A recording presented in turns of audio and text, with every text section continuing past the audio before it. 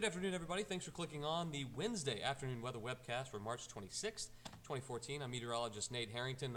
Cool, actually cold morning this morning in the Wiregrass. The freeze warning was in effect from 4 to 8, and it verified lots of freezing temperatures around the Wiregrass this morning. A nice afternoon, although a little bit cool. It looks like we'll start to warm things up for the rest of the week. However, we're going to have to deal with some rain, so unfortunately not the spring-like weather we were hoping to have continued from last week into this week. So much different forecast for today. 32 this morning in Dothan, 30 in Geneva. Told you yesterday we were going to get into the 20s at least a couple of spots, and it looks like Enterprise, Troy, and Abbeville all checked in at 28 degrees this morning, 29 in Crestview, a little milder down near the coast, but 43 in Destin and 33 at the airport in Panama City, probably close to 40 degrees down near the beaches.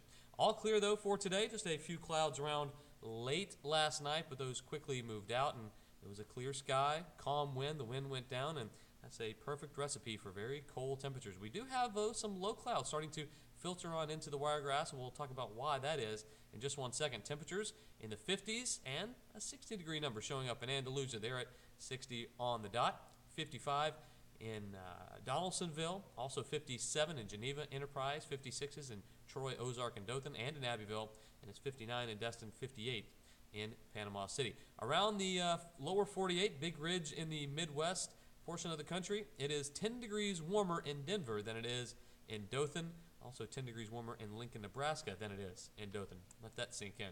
27 in International Falls, and the big cold is, again, on the East Coast. A big nor'easter has affected them. We'll take a look at that big monster storm here in a second. But we do have clouds filtering in from the west, all associated with some upper-level low pressure, and that will continue its eastward trek, move into the Wiregrass by tomorrow. I think we'll see plenty of clouds for tomorrow, but then the rain moves in for Friday and Saturday, not looking like the best end to the week and start of the weekend forecast. And you see a little bit better view of that big nor'easter out in the northeast portion of the country, and they really dodged a bullet.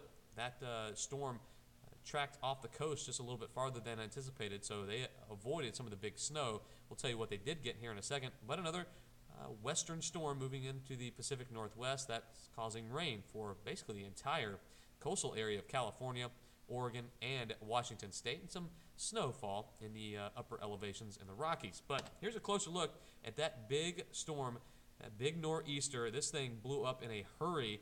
And early this morning, right around 9 o'clock, Nantucket Island, just off the coast of Massachusetts, registered an 80-mile-per-hour wind gust, and that is hurricane force. So this is gives you a good idea of how big this storm was. They avoided some of the heavier snow bands that were just off the coast. Those heavy snow bands indicated by these bright whites right here that you see just off the Massachusetts coast. But folks up in Nova Scotia, Halifax, Nova Scotia, getting pounded now with a lot of snow and heavy wind. Thankfully, this is going to be, it looks like, the last nor'easter that folks are going to have to deal with. And here you see the big area of low pressure in the upper levels. We've got a nice big ridge building up, and that means the warm-up will be very quick for tomorrow. I think we'll be back in the 70s by tomorrow afternoon. However, we do have a developing storm system that will be diving out of the Great Plains, and that will impact our weather on Friday. No big troughs or no big cool downs coming up for us. So Friday we will be warm. However, we will have to deal with some rainfall. So here's our futurecast. Clouds move in late tonight, hang out for early tomorrow morning on Thursday. So temperatures will be cool, however, not as cool as they were last night. Thursday night into Friday morning, you see the showers start to develop, and we'll see scattered showers for Friday morning. Better chances of rain down south. I think the majority of the heavier stuff stays off the coast, but we will see scattered showers Friday, and our really good rain chances here inland will be on Saturday. Look at futurecast temperatures. We'll be in the upper 40s by midnight, 30s around for Thursday morning early. I think we get closer to 40 degrees than the upper 30s.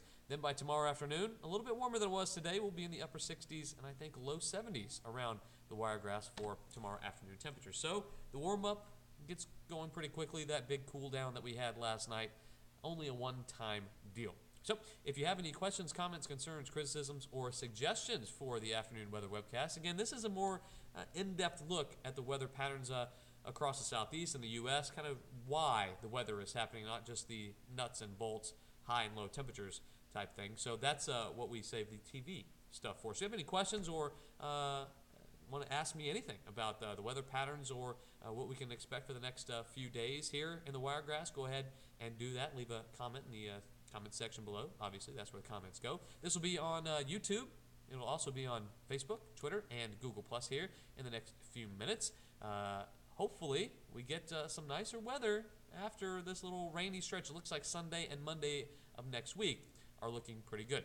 That's it for the Wednesday edition of the Weather Webcast. We'll see you on Thursday.